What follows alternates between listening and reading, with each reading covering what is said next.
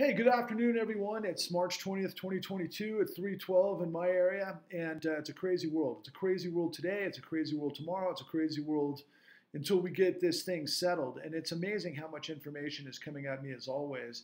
And I think it's probably as good of a time as any to just try to spell out why it is that I have to come to you directly and who I am and why it matters. Okay? So I'm in this crux of this crazy position. So I'm literally in contact with guys that have been nominated for the Academy Award this year, several of them, as well as those who have won many Academy Awards in the past. And it's not like I haven't been in contact with these guys in the past, but I am because I've got more information than I ever have that kind of fits in with what they're doing. And if, for example, they decided to come on board with what it is that we have in our back pocket, then, well, we might have a chance to actually elevate to millions of people. I don't know if that's going to happen, because there's a lot of people that have a lot of different rationales for doing things the way they do. So you never know what's going to happen. So I have to come to you directly. And, thus far, we've made some huge strides in a very short period of time in a way that's boggled my mind and I would never have imagined. But here we are. So, for example, at hashtag Patrick Lovell on TikTok, which is ridiculous because everybody goes to TikTok to see beautiful people or crazy people doing some crazy things. And the last thing you would expect is to see somebody like me. But we've reached over approximately 700,000 people on hashtag Patrick Lovell, and then approximately a million people on hashtag The Con. Those views didn't exist a month ago. And as such, people are reaching out to me from all over the world, asking me to hear their stories, and a lot of them with important, crucial information of what I'm doing now. So I'll reiterate what I said in my last message, that if you have stories, particularly as it relates to the courts, if you were actually in some way, manner, forced or encouraged or threatened to play ball within the courts and doing things that you knew were wrong, please PM me. Find me on Facebook. I'm Patrick Lovell on Facebook. Please find me on TikTok. Please find me on Instagram. Any number of whatever social medias, you can find me really easily, or just, continue to put in, comments here on TikTok, and hopefully we can connect. But it's really important because, my God, this past week, among other things, out of nowhere, this guy Bryce Mitchell, this UFC fighter, proclaims in a press conference of his that the Federal Reserve is corrupt, and it was shocking to me. I think here's like a probably mid-20-something guy that says something so provocative in a place that you would never expect, but he's absolutely right. And so, in the meantime, you've got this battle royale that has been happening for now years between mainstream media that has kind of, let's just say, parsed out different parts of the ideological debate that feeds people what they want to hear without revealing what it is that I'm about to tell you. And I have been telling you, and that's why we have as many views as we do. And I would love to translate this as quickly as possible to Patrick Lovell, Truth Bombs the Con on YouTube. Please go there and like and subscribe, because you can see these video messages in their entirety. But what we have to do, and we have to do now, is we have to stimulate a mass movement made up of the millions upon millions and possibly tens of millions of people that have been completely crushed by the corruption that has complete control of everything. And nobody understands exactly how it works. But going back to Bryce Mitchell, he says something like the Federal Reserve is corrupt, and he's right. I don't know he arrived at that conclusion. I don't know exactly what the context is of what he's talking about. My mind can go 50 million different ways because I've been around a long time, and I know a lot of people who want to basically get inside, the machinations of what the Fed is all about and don't particularly understand it, but it is corrupt. And I'm going to get there in just a minute. And I got to set this whole thing up again by just another kind of a ridiculous sort of mental gymnastics and things that happen in the independent media space, particularly as it relates to guys and comedians on YouTube, and some of which I admire in a huge way.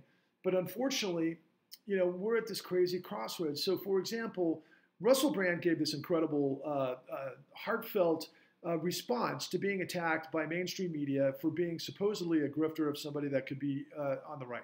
Of course, anybody who listens to Russell Brand know that's completely as far from what's even conceivable. But at the same time, that's the narrative, because the narrative of misinformation between mainstream and all of the huge audiences online that listen to just wonderful entertainers in the likes of these incredible comedians that are incredibly sharp-witted and incredibly intelligent, and they're surrounded by great people, and a lot of them are asking the right questions. And in the case of Russell Brand, I mean, his skills to be able to, his analytical skills and his verbal skills are like nothing I've ever seen. They're absolutely magnificent, but it's still the most ridiculous situation because he is, in response to the mainstream media today, basically playing out that they're creating a wall of deception that would prevent him from getting the information to the people that matter. Now, at the same time, he or his gatekeepers are doing the same thing to me. And who am I?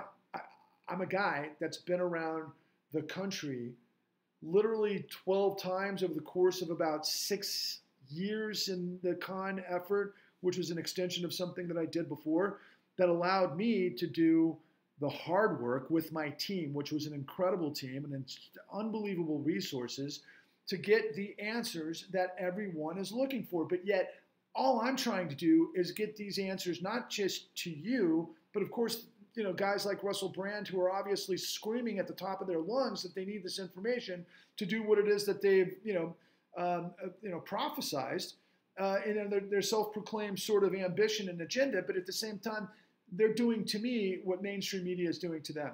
It's insane. But that's why I'm coming to you. And quite frankly, it's why I've got 700,000 views on hashtag Patrick Lovell on TikTok and nearly 1 million on the con. And so many are going over, and I hope you will continue to. I need much more just in case TikTok ends this for whatever reason. I happened to see, on the front page of the New York Times a couple of weeks ago that TikTok was meeting with the White House. Maybe they want to end political dissent on TikTok, and you never know if that's going to happen. And I might be one of them, but I'm probably the only one who's actually dangerous because I've actually got the facts and the truth with the credibility of the guys from the Department of Justice, the Federal Bureau of Investigations, AGs from across the country, as well as the Securities and Exchange Commission that reveal to us, in addition to everything else we have, how the whole system of this criminal enterprise works and to what end, which is what everybody's trying to ferret out, but nobody can get to. And it's really weird because, like I said at the outset, I'm talking to, right now, 2 very, very well-known people, one of which is nominated for several Academy Awards right now, and one who's won many Academy Awards in the past. And they're literally sitting on this information that I'm telling to you guys and to everybody else. And that's really this incredible, I don't even know how to explain it other than just this incredible circumference of a dam that's trying to block out all the light that we have. And it's the answers to everything. So I haven't said anything important yet, but bear with me. I'm just about to, okay? So Bryce Mitchell, UFC fighter, proclaims that the Federal Reserve is corrupt. And he's right. I'm not sure if he knows why it's corrupt, but this is why it's corrupt, okay? So hit the rewind button to the aftermath of the 2008 Great Financial Crisis. Lehman Brothers collapsed in September of 2008, and that was right during the transition, or it was the election, quite frankly, it was the campaign, the presidential campaign, between John McCain on the Republican side and, of course, Barack Obama. And George Bush was winding down his second term as President of the United States. But a lot of the stuff that took place to create the 2008 Great Financial Crisis happened during George Bush's time, but it was a manifestation of everything that took place before, particularly the Clinton administration. But there's plenty of blame to go around before that, and that's what we, do honestly and with a degree of professionalism that has never happened before. Because what happens in media, particularly if it's like professional media, for example, there's a terrific show on PBS called Frontline. It's got as good of a production value and producers and investigators that exist, but it's a polite television show. It can never tell you exactly what's going on because a lot of the times they do stuff in the moment when things are kind of unraveling, and they kind of do a little bit of speculating based on stuff that's insightful and, important for you as a viewer to be able to kind of go, I wonder if that's going on, and it puts pressure in the right places and so forth. But they don't come to a scenario where they tell you the whole story. And same with 60 Minutes, and that's really pretty much up to, the New York Times and others that do, heavy-duty investigative journalists that have the platform to be able to lay out big-time exposés. But usually those guys act in response to what the FBI and the DOJ are doing, and that's what it's been historically in the United States. But what we discovered was the FBI and the DOJ didn't do what they were tasked to do because that's how corrupt we are.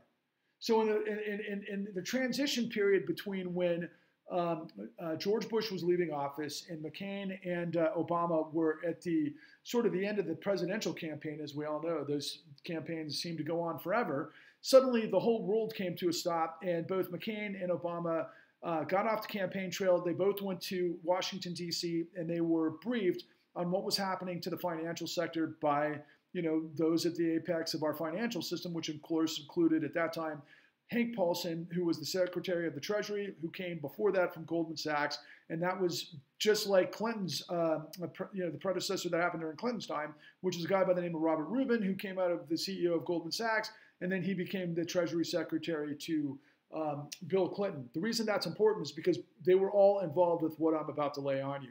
So Congress had to create an emergency scenario to continue to basically save the global economic paradigm, okay? It had come to a screeching halt because it went completely bankrupt as a result of what was taking place that created everything that was shown the con at www.thecon.tv, which basically steamrolled global economies because they're all interrelated, and that's how we get into the systemic situation with what we call too big to fail banks that are global, okay? And they're all baked into dealing with all sorts of different financial instruments that went global that basically blew up because of everything that we show you in our work that ultimately led to this moment where in Congress, they were faced with a calamity, literally. I mean, it was like the entire global economy was seizing, coming to a grinding halt, and that's because it was running out of liquidity. Liquidity is gas or fuel in the tank. That's what capital is to banks and to all sorts of endeavors and businesses and everything around the world that actually gets products to us in whatever shape or form, not to mentioning the financing that allow people to actually get products that they can't afford to pay in cash at the point of sale, whether it's a house or whether it's a car, the big ticket items, and there's so much more to it. But the economy grinds to a halt. Congress is in this emergency situation. They're transitioning between these two presidencies, and ultimately what they have to look at is creating what they called the Troubled Assets Relief Program, which was the tune of $700 billion. Most Americans at that time in the mainstream media were like, oh my God, what is going on? And they start to speculate because, of course, the media never saw this coming because the media ignores everything that's going on except whatever's happening in the 24-hour cycle, but they don't want to touch actual the economy and everything else because the assumption is the economy is going well. And so that, we got to deal with what's happening in the world based on terrorism and war and all the rest of it that was happening at that time period post 2001, i.e. the, 9/11. And so our eyes weren't on the ball. Well, that goes for actually all of the institutions that are there to make sure that what happened in 2008 didn't happen. And there's a lot of reasons for that, and most of which are on display in the con. But getting to the point, Congress had to come up with $700 billion, which ultimately became $750 billion because there was other aspect that was added on later, and this was during the Obama administration that was baked into its other stimulus package. That sum total from Congress was about 1.4 trillion. That included $50 billion for the Home Affordable Modification Program that was instituted by Congress to stop the bleed of the foreclosures that were taking place as a result of everything that created the absolute collapse. Now, what created the absolute collapse, unfortunately, nobody understands, which again is why we made the con, www.thecon.tv. It's all on display, every step of it that created the collapse and ultimately what the government knew and didn't know and what we did and didn't do to stop this calamity and what it led to. But what it led to is what Thug Nasty, aka Bryce Mitchell or vice versa, and he's the guy that was the MMA fighter that last week described or proclaimed that the Federal Reserve is corrupt. Okay, he is. Nobody at that time would have ever in a million years thought this possible. The Federal Reserve is supposed to be an independent body, okay? The reason being is because we have fiat currency. Fiat currency can just be created at the stroke of a pen based on congressional orders to create all sorts of liquidity for whatever it is that we need to do, whether it is some sort of cleanup disaster, from a hurricane, or it's to go to war, or any number of situations. We have a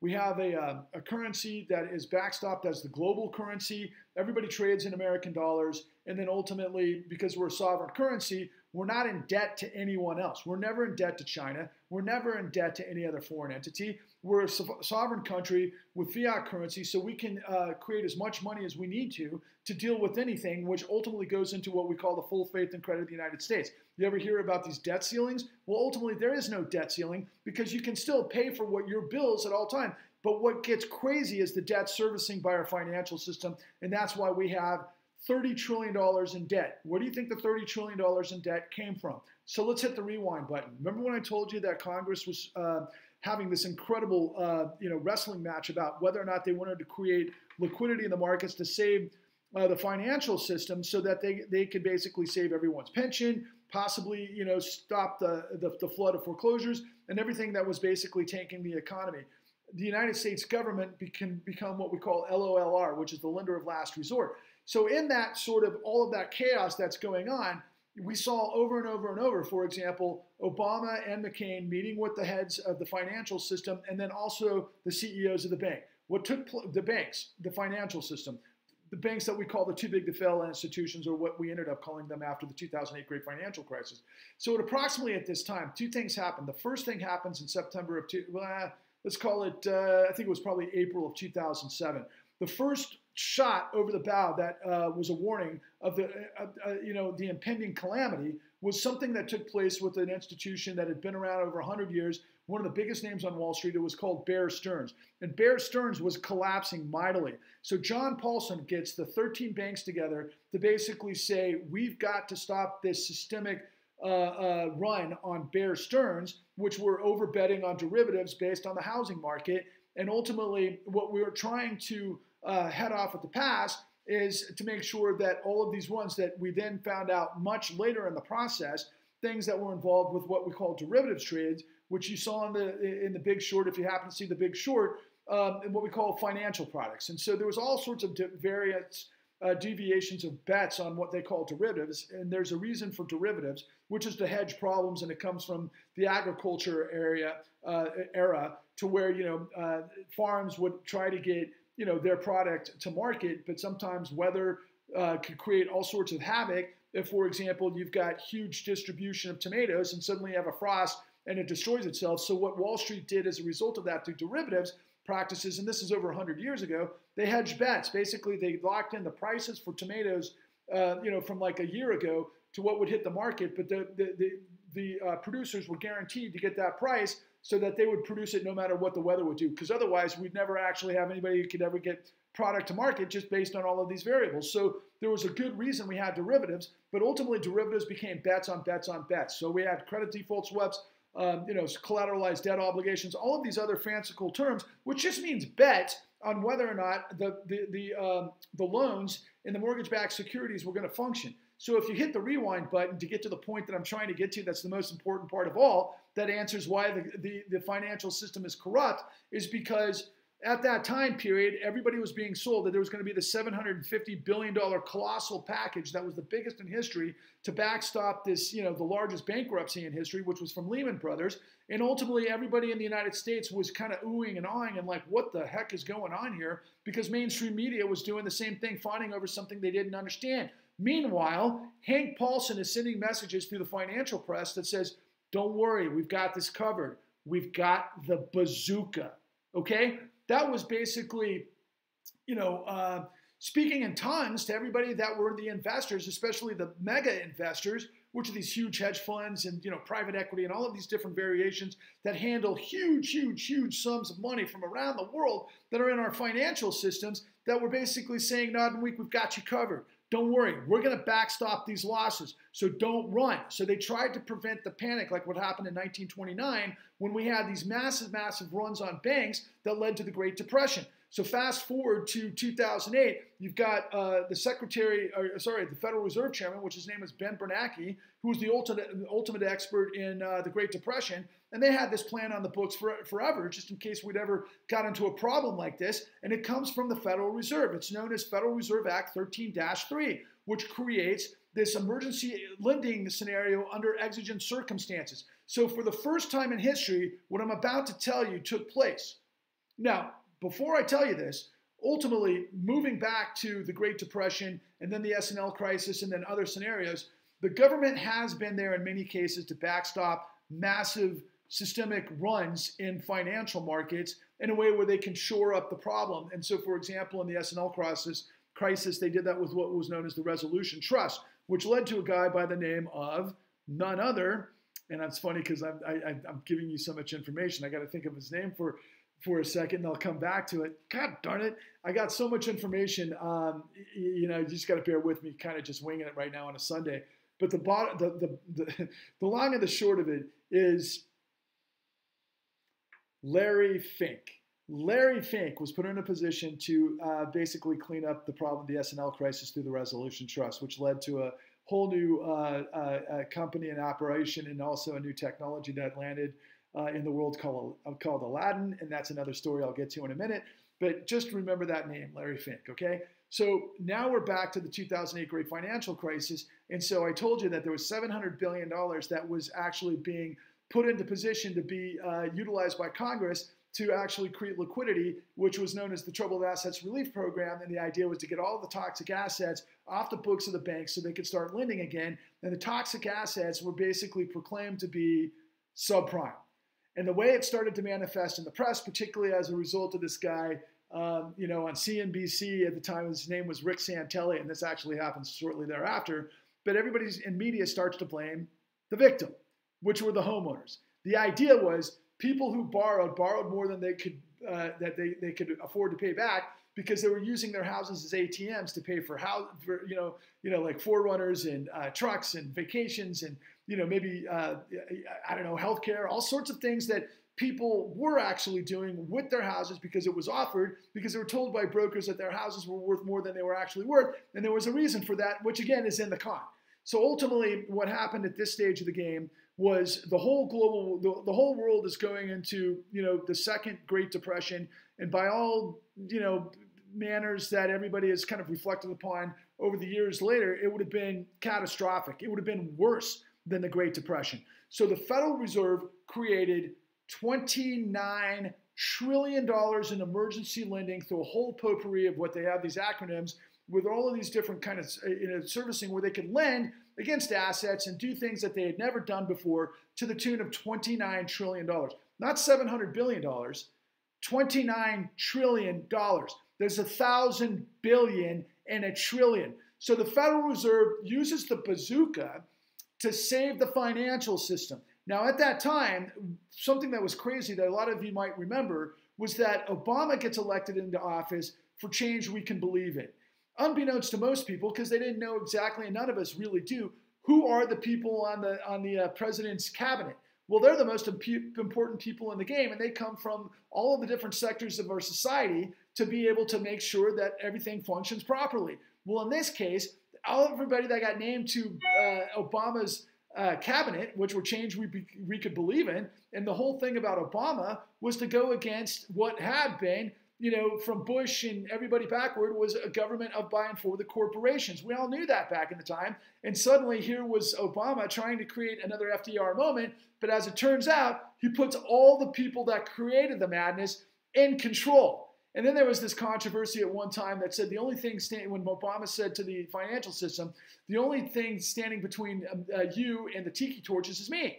And so Obama became this kind of hedge against, anybody finding out what was going on. So there was this secret lending mechanism called, it was all these different potpourri of abbreviations for all of these different emergency lending situations that came from Federal Reserve Act 13.3. And so $29 trillion goes into the system that blew up the world.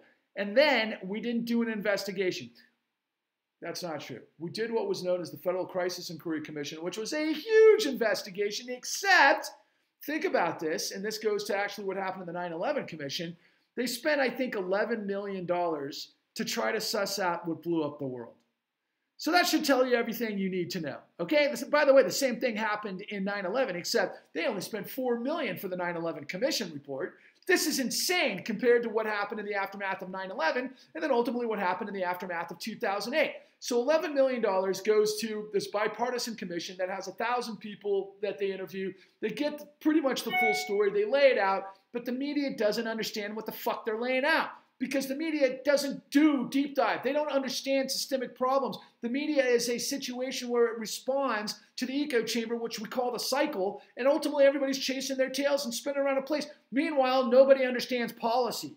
Nobody understands what the system is actually doing or what the system is supposed to be doing. So understand this, Thug Nasty, you're right. This never happened before in history. Never was there a calamity so freaking humongous that the Federal Reserve had to suddenly do something it had never done before because we had an economy that actually functioned until it got into these freaking insane bubbles based on fraud. And the fraud is created through what we call control fraud, which again is in the con. And all of it's on display at www.thecon.tv. If you go to videos and you go into our free video sectors, you can just find it right there. Control fraud is basically the fraud recipe, and you can see a thumbnail of Jamie Dimon on there. And so, you know, the answers are there. So, but going back to the $29 trillion, so these guys start putting this to work. And the reason why Obama said, you know, there's a difference between, you know, the only thing saving you from the pitchforks is that these bastards, these CEOs, these financial freaking hyenas, which are criminals, literally took this insane amount of money and started paying themselves back ridiculous bonuses based on destroying the world. That was the first thing they did. They completely, you remember the story, the parable I keep telling you about the scorpion and the frog? Well, that's what was going on here. So meanwhile, they're putting trillions and trillions and trillions of dollars, and they're backstopping what they call through quantitative easing. They're buying this this program of buying all the toxic assets off the banks because the government can sit on it forever. And then eventually, if you understand anything about real estate, appraisal values are going to increase with time. So all they needed was the property. And by the way, that's how we loan in this country. It's got to be against the asset and the value of the asset, because that's how you minimize the risk. And that is supposed to be actually created through a whole amount of, this incredible amount of backstopping and stopgaps, which start with what we call underwriting. Now, none of this is new, by the way. This stuff has been around for hundreds of years, if not probably thousands of years. And everybody in finance are taught from day one how you're supposed to lend and how you're supposed to prevent losses and how you're supposed to align incentives and all of that other kind of thing. But this is what's important, Thug Nasty and the rest of the world that wants to understand how the Federal Reserve is corrupt. Well, going back to the beginning, in the late 90s, and the beginning was really the Reagan administration before that, and actually it was before that in the Carter administration when they changed interest rates. But by the time you get into the Clinton administration, there's a heavy, heavy push to get rid of all of the Depression era laws that we had learned the lesson from the Great Depression that we put in to basically stabilize the financial system, starting with Glass-Steagall. And what we did with Glass-Steagall is we created a situation where you have to separate investment banking and speculation with other people's money, which is commercial banking, which is just basically mayonnaise and very, very boring. In fact, bankers used to actually, stop their day at 3 to go have golf because there was no risk, okay? Everything was supposed to run as a tight ship. And that changed when we got into the late 90s and we did what we were known as deregulation. The 3 Ds are deregulation, desupervision, and decriminalization. And that came because Phil Gramm and the President's Working Group that included, remember I mentioned Robert Rubin, the CEO of Goldman Sachs? He was one of them. Arthur Levitt at the SEC. And then, of course, none other than everybody's favorite Larry Summers, who, of course, came out of Harvard. All of those guys got put into the Obama cabinet, minus Arthur Levitt, and others that were a part of that time period, because during the deregulationary period, when they got rid of Glass-Steagall, they had 2 major new initiatives that took place that changed the world forever. The first was known as the Gramm-Leach-Bliley Bill, and that enabled interstate deregulation, because we used to have interstate banking laws, and that's why when you were in California, for example, you would be in Los Angeles, and the big bank there was First Interstate. You go up to San Francisco, it was Wells Fargo. You go to Houston, Texas, and Dallas, and I think it was Texas Commerce. You're up in New York, you know, it's all the big boys in New York that we all recognize now. Charlotte, North Carolina, Bank of America, but Chicago had some big ones. Atlanta, SunTrust, Miami, the same. So there was all these huge regional banks, right? Zions in Utah, that sort of thing, that all managed the flow of commerce in a way that made a lot more sense because it was regional. But now what we did with the Gramm-Leach-Bliley Act is we blew open the corridors to the policy that would allow what we called, what ultimately became this incredible framework of this, you know, assembly line of fraud. Okay, so they had their targets on the housing market because right after 9/11, then chairman of the Federal Reserve, Alan Greenspan, a guy that used to talk in tongues and nobody ever understood what he was talking about because he was like this guy Chauncey Gardner, and he used to talk in a way that, you know, would never go into details about anything. And by the way, this guy Greenspan came out of Lincoln Continental, which was part of the largest bankruptcy before Lehman, by a guy by the name of Charles Keating, whom I mentored, who basically saved the world the last time the government worked in the SNL Crisis, where they put 30,000 criminal referrals in the pipeline that led to 1,000 criminal evictions of white-collar fraudsters. Now, I want to talk about that just for a second, because a lot of people are like, okay, you know what is the relevance to today? I always like to go to the scenarios and the analogies of, like, you know, Jeffrey Epstein, or quite frankly, Harvey Weinstein.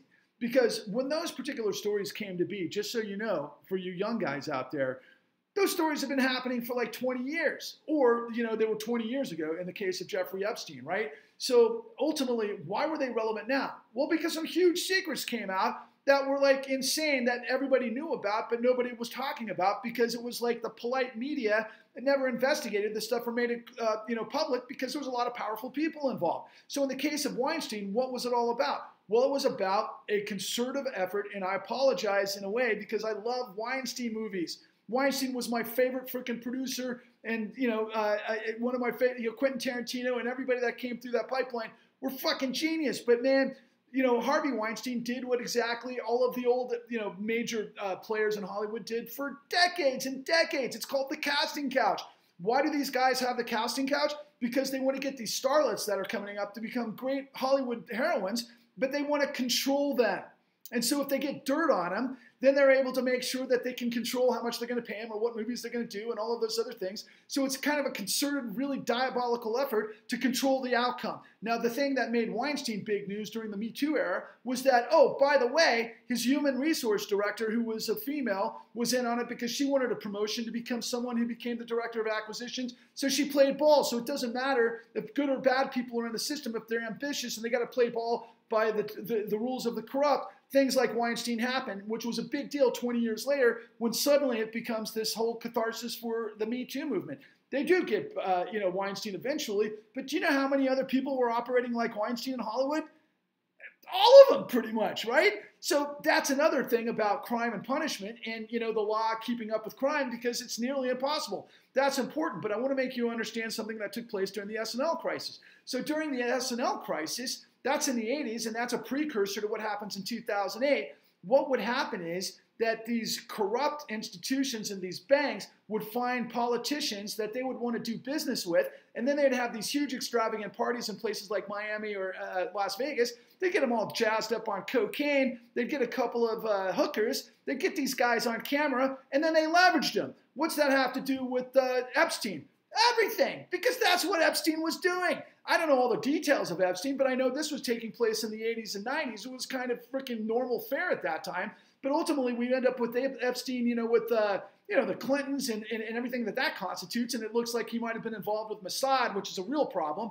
But all of that being equal, you want to understand why something is news now when it took place years ago. Well, this is a continuation of our situation, what the con reveals and what everybody's looking for. So going back to the situation where the Federal Reserve sends $29 trillion through the Federal Reserve Act 13.3, which had never happened before, which is such a monumental freaking amount of money. You can't even, I think $1 trillion, or was it $1 billion? $1 billion is if you put $1 on top of each other, it can get to the moon and halfway back. That's $1 billion.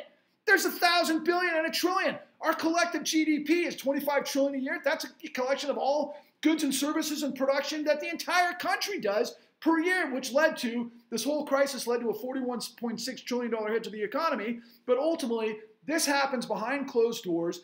The entire criminal racket was dependent upon what we call liar's loans. So you have originators that go and they find people to either refinance their homes because they can tell them that it's worth more than it was. And so you had all these elderly people and people who own their homes that basically they said, look, we're going to give you an opportunity to refinance your house. You've got a ton of equity in your house. If you refinance it, you can make this payment, but then you can have all this other money for other things that you might need. Well, in the case of elderly people who had fixed incomes, all of the other stuff like inflation happened, particularly as it relates to healthcare. And so ultimately, as you go through the scenario, you find out in the fraud scheme, the fraud recipe, that came from the CEOs down because we got rid of all of this regulation that enabled this huge pipeline to happen. And then the CEOs figured out, because you got to understand finance and banking, and what they did was they weren't on the hook for the risk. So first of all, the way that banks make money now, or I should say CEOs of all companies, is basically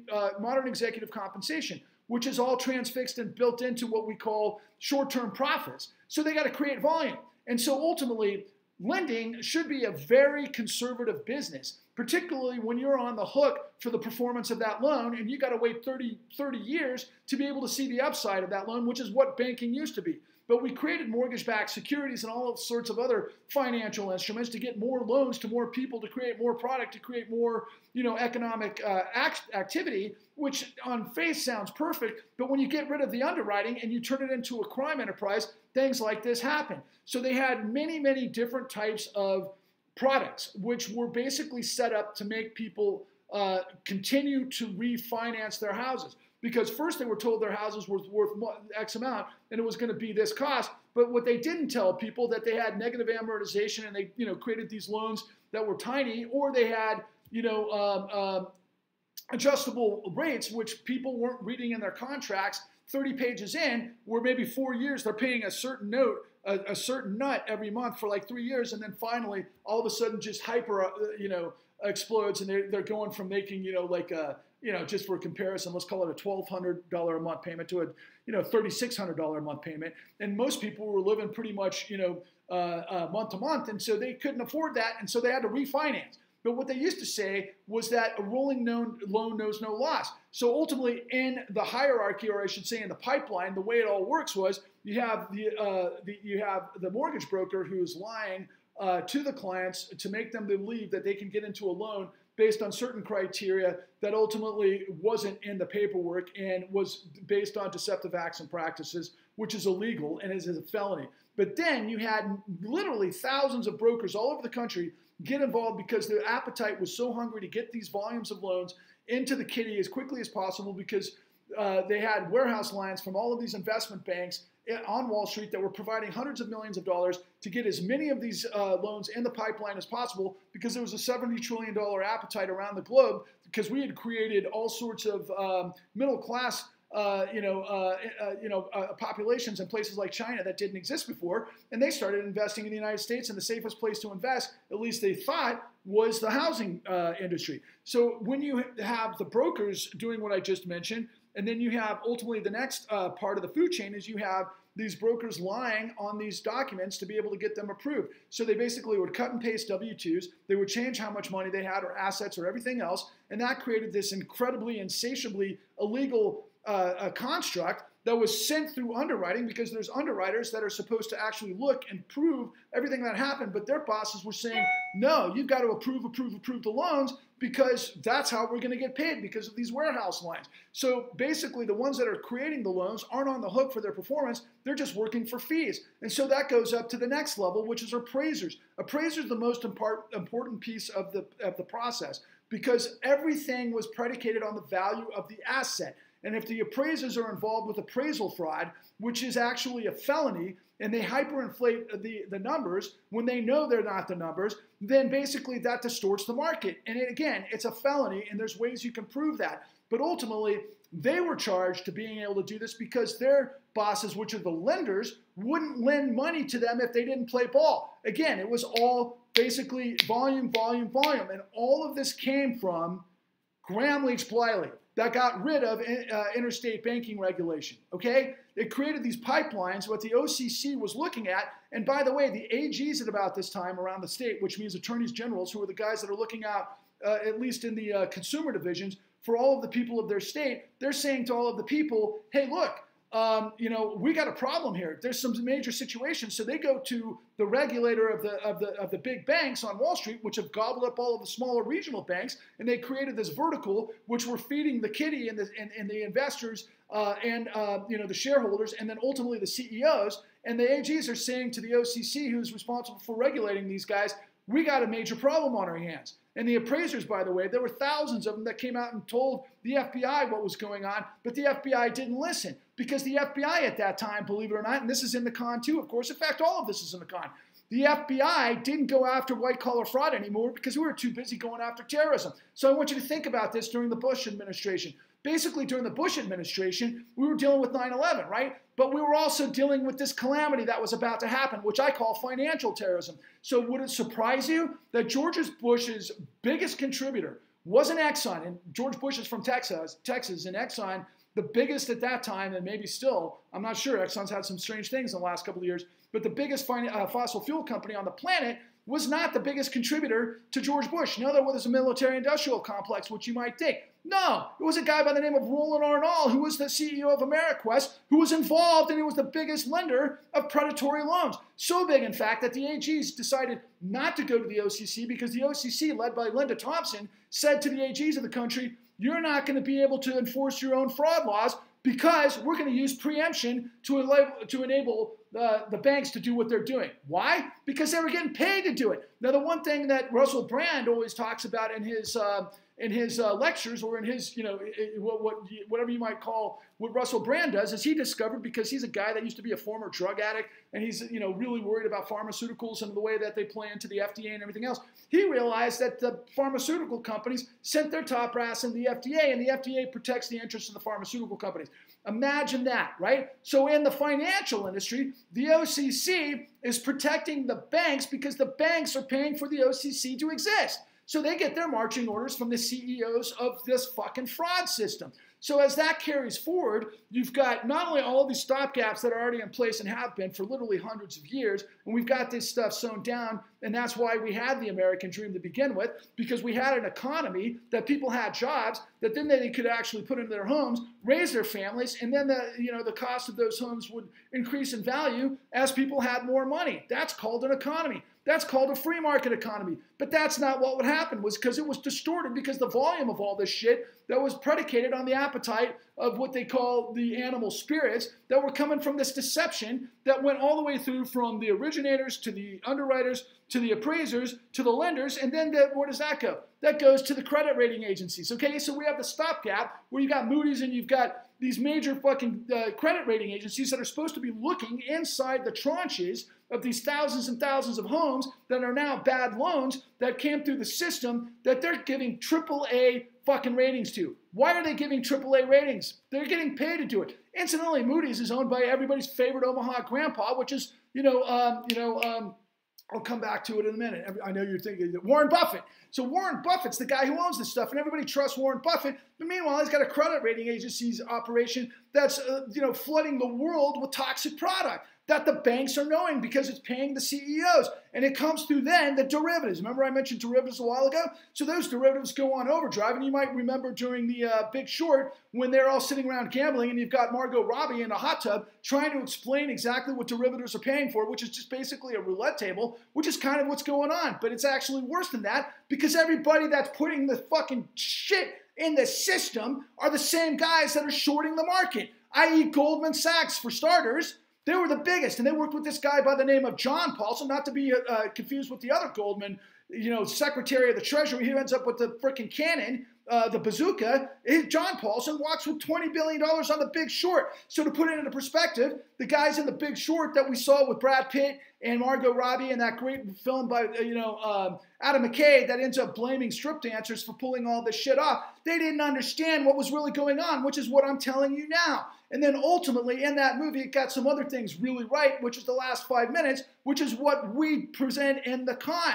So ultimately, this derivatives trades blows up the world, and then these these bad actors like Goldman Sachs are shorting it, which the reason they're shorting it is because it's bank AAA. They know exactly what's in those goddamn securities because they're the ones that were selling it, and then they sell it around the world. That blows up the world, and they collect on the short fees. Meanwhile, all of the pensions around the world are getting fucking snuffed. And I'm talking about your mother and your grandmother and your grandfather, the guys that have been working on the fields, in the front lines with their hands, and they built this country. Their entire careers go down the toilet because they're set up to fail. And that also includes teachers' unions and plumbers and pipe fitters and all the rest of them, which incidentally were in front of the goddamn Supreme Court this summer, which completely let Goldman get away with it because they didn't look, because they didn't do the investigation, because the FBI didn't do the investigation, because the DOJ didn't do the investigation. But Patrick Lovell and our team did the investigation, which is in the goddamn con, which, by the way, is the truth, the $29 trillion truth, which has now become the $50 trillion truth. So going back to Thug Nasty, Bryce Mitchell, the guy from the the fucking MMA, right? This guy says the system is corrupt. Well, it's corrupt because the Federal Reserve has given free money to asset managers that are basically doing this fucking secret sauce that I just verbalized to you all the way through, that creates these fictional depiction of assets that they put up, for big money that everybody invests in because you're getting a piece of it. But ultimately, it's the the Federal Reserve that's buying it all back since fucking 2009 in quantitative easing. So they're buying toxic assets. The guys at the apex of this stuff, remember I said Larry Fink, who came out of the whole freaking situation at the Resolution Trust? Well, he's the CEO of Blackrock. Not to forget Stephen Schwartzman, who's the head of fucking the CEO of Blackstone, both of whom were selling mortgage-backed securities like insanity in the run-up. And so maybe Tim Geithner, who's the head of the New York Fed, who's supposed to regulate all this stuff, ends up putting that guy in control of what we call Maiden Lane, which is the first time that this emergency bazooka is into effect, and he's the guy that's in control of it. Does it make any sense to you that BlackRock owns the world, including all of the different media platforms that we couldn't get this show on? So that's why I have to come to you directly with this incredibly loud, obnoxious, long fucking winded deal to try to get your goddamn attention, because Thug Nasty is right. Because they're giving free money to bad guys that are destroying the world, and it's global, and there's even more, and I could go on and on and on. But the problem is, you've got in government, you've got people that are talking about they want to rid corruption, but they don't give you the details. Then you got people that are involved with it, the inside players in Congress that don't want to get rid of, Congress can invest in this stuff, and they're involved with stuff like, for example, that was just revealed last week as it relates to the war in Ukraine, where these guys are profiting on the war in Ukraine. Okay? There's so much corruption that has destroyed millions of people. And at the end of this saga, what you've got is the court system has literally fucking buried the millions of people with illegal foreclosures. Because if you've got illegal documentation going into all of these, tranches around the world and everything else, you know what? You're not going to transmute lead into gold on the way up, and you're not going to transmute lead into gold on the way down. They didn't have the paperwork.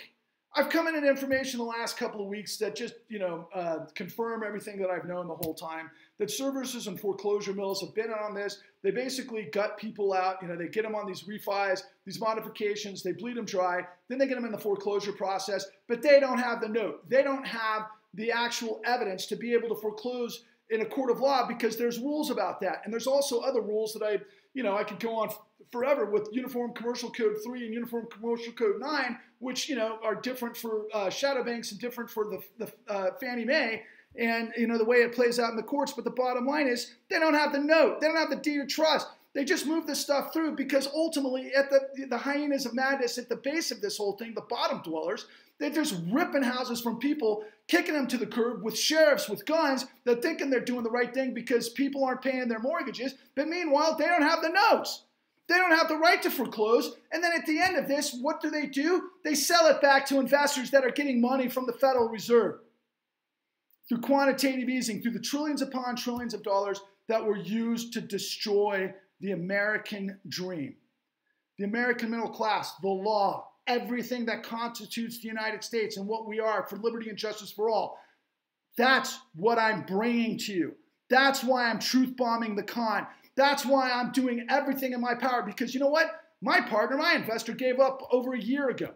He didn't want anybody, there was no appetite in the United States to click to click, buy. It's a market, that you would think that tens of millions of people that got destroyed, had their lives turned upside down, went to suicide or, divorce and everything else. You would think everybody associated with all that stuff would finally want to know the truth that happened to them. That undergirds every single thing that happens in this country. But no, you can't break through because everybody's talking in circles about everything that doesn't matter. This is what matters. The whole system runs by money, but it's not supply and demand. It's not free markets. It's not the law. It's these guys that are fucking stealing from the Fed to brutalize everybody, and that's global. Ah, Jesus fucking Christ. Did I just go there? Onwards and upwards.